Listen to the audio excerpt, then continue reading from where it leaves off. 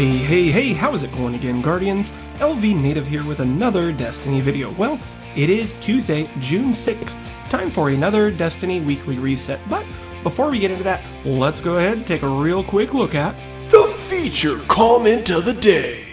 And today's comment comes to us from none other than Tron Creeper, and he says, this should be feature comment of the day because I like puppies. Hey, so do I. And remember guys, if you would like to be the feature comment of the day, all you gotta do is smack that like button, drop a comment in the section below, and I just might pick yours to be the very next featured comment of the day. So kicking things off on this reset, we are going to start it off with the weekly featured raid. As you can see, we are going to have the Golgoroth challenge, the Oryx challenge, and the War Priest challenge in the King's Fall raid. So get with your fire team, get those rewards, and get that specific raid loot that you've been dying to get your hands on.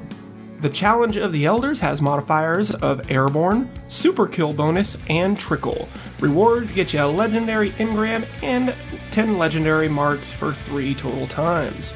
The weekly Nightfall Strike is going to be the Wretched Eye with Epic, Arcburn, Ironclad, Catapult, and Exposure. Arcburn with the Wretched Eye strike can be a bit of a pain in the butt, especially at the very end. Once those fields come down and the shanks come in, firing arc damage, it'll one-shot the heck out of you guys. So be careful, you might not be able to solo this one. Bring a fire team, highly recommended. The Siva Crisis Heroic Strike playlist has modifiers of Heroic, Void Burn, Berserk, Brawler. And with that Void Burn, if you've got your hands on a Steel Medulla, that is highly recommended for you to run with when you're doing these strikes. Should really help you out a lot. Get rewards for a Treasure of Ages, as well as Legendary Marks, 10 of them, for your first 3 runs. The weekly story playlist has modifiers of Heroic, Match Game, and Catapult. The rewards as well get a Treasure of Ages and 5 times 20 legendary marks, total of 100 legendary marks from running through the weekly story playlist missions, and this week we are going to be rocking it in the Earth and Moon story playlist. For the weekly PvP we have Combined Arms, Control, Supremacy, Elimination, Salvage, and Rumble. Also guys, we have got Iron Banner coming back this week. I don't know if Iron Banner is going to take the place of this slot right here. Usually I believe it goes up here, but Supremacy and Iron Banner is also going to be Supremacy. So a little bit of a Supremacy meltdown this week, I think. And as always, I am going to be grinding everything out in the Iron Banner, just trying to get my hands on any of the God-rolled weapons. And this time, they do have the Distant Star Scout Rifle. That Iron Banner is going to be going live at 10 a.m. Pacific Standard Time. I unfortunately will be at work, but I do have the next 2 days off after that. Look for me to be grinding and streaming some Iron Banner later on this week. Hopping on over into the Iron Temple, make sure you go visit Tirakarn and see what artifacts they have for us this week. We have got the Memory of Fellwinter, Discipline, and Strength roll. This is of course where you lose your super, but you gain extra grenades and melee charge and small boost to all stats. Orbs grant melee and grenade energy as well. The Memory of Scory with a straight discipline roll. When your super is full, kills cause nearby allies' supers to recharge faster. And last up, we have the Memory of Perun. Intellect and strength roll this time around. Enemy guardians with full supers and all enemies with low health are highlighted for you. Down at the tower, make sure you go and visit Lord Shaxx and pick up his bounties for the week. This time around, we have got the Hunt for Glory, which is going to be in the Supremacy match type. Complete 7 matches, 50 primary kills, 30 kill credits, and deny 20 crests.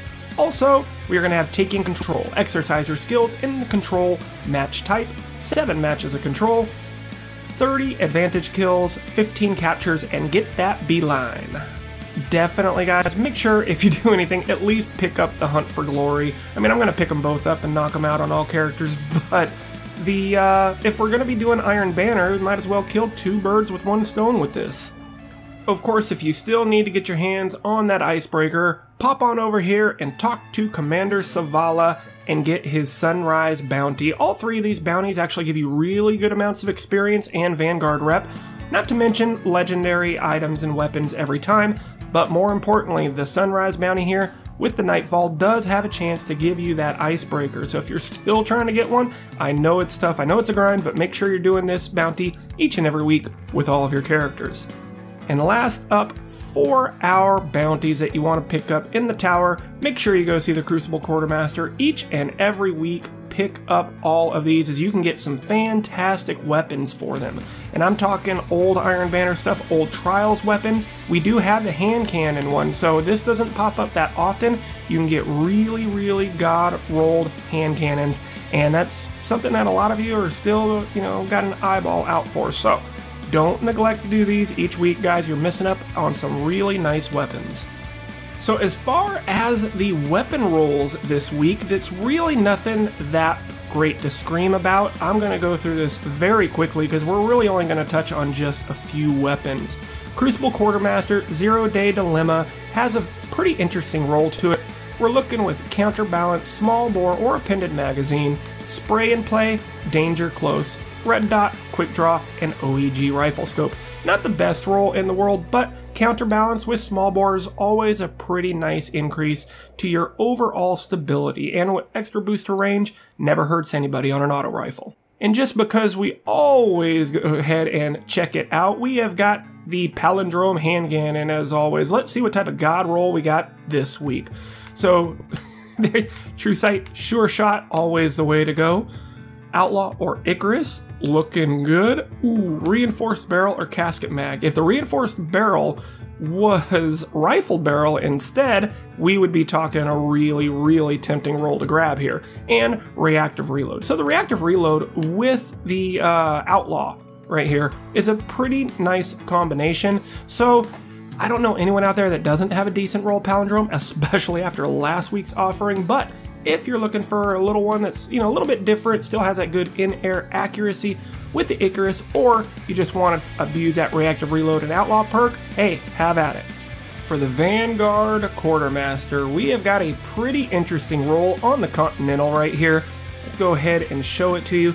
First of all, Hidden Hand, always good to have on almost any weapon to get you better accuracy, to give you a little bit of leeway on landing those critical headshots. Braced Frame to increase that stability to almost maxed out. These two together work really well. We also have Rifle Barrel if you just want to increase the range, but with these auto rifles, we really like having a lot of stability, so these two together work quite nicely. Focused Fire and Eye of the Storm, or the Reflex Sight, Quick Draw IS, and OEG. Out of these three, I really do like the way that Reflex Sight looks, feels, and handles. Heading on over here to Dead Orbit, see what offerings they have, and as always, check out that last ditch. I'm waiting for the god roll on that. You're not going to find anything really good here. The Extremophile has a kind of an interesting roll. So Persistence, this weapon gets more accurate the longer that it's fired. Hammer Forged, Hot Swap, High Caliber Rounds, Snapshot, MD Reflex, Quick Draw IS, and OEG Rifle Scope. So not bad with like the Persistence, High Caliber, and Hammer Forged, but definitely not the best auto rifle out there. Like I said, the rolls this week are just a little weak, kind of all the way around. Keystone, nothing great there, worlds to come. Let's take a look at the last ditch. Now with this, we got the Linear Compensator, Accurized Ballistics, and Soft Ballistics, already not looking that great. Flared Magwell, Quick Draw, Hammer Forged, Close and or Personal, but full auto. So we got Void full auto with Hammer Forged to give you that boost to range. That's not too bad, but I have a feeling most of you already have a shotgun by now that's going to be a little bit better than this one. Heading on over to Future War Cult, they do have an interesting weapon here this time around. The Whale, always a good hand cannon if it's got good rolls. Hidden Hand, Hammer Forged, Relentless Tracker, Armor Piercing Rounds, Lightweight, Steady Hand, Fast Draw, and Quick Draw IS. Nothing great there, but the weapon I wanted to show you guys is going to be the Wounded Scout Rifle.